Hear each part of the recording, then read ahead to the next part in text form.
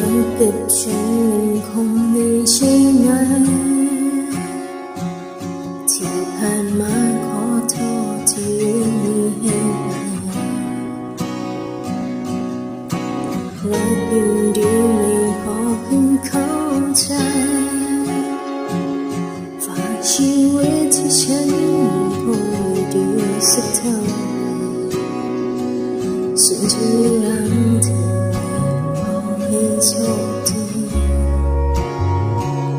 ขอบคุณที่รู้ทางมันคงจะสุดที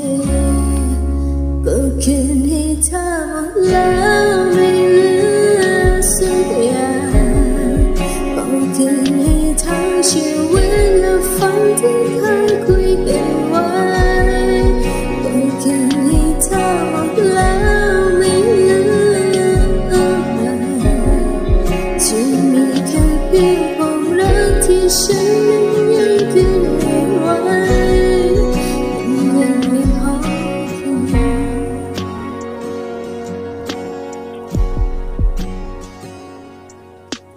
รักแค่ไหนก็คงไม่สำคัญ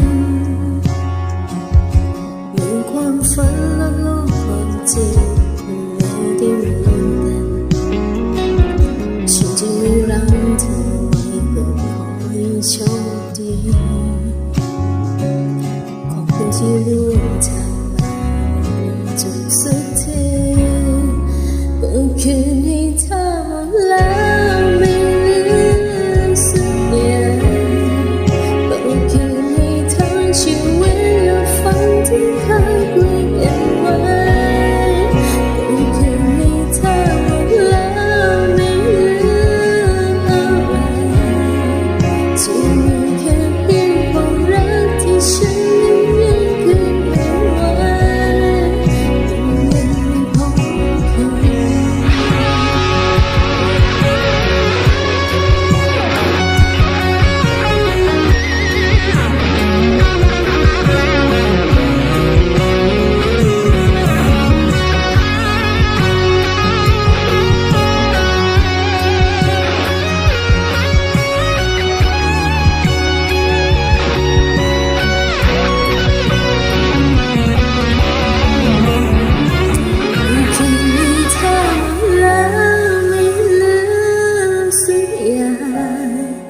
ก็คืนให้ทั้งชีวิตและฝันที่เคยคุยกันไว้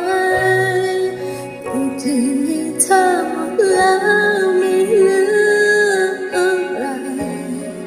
ที่มีแค่เพียงความรักที่ฉัน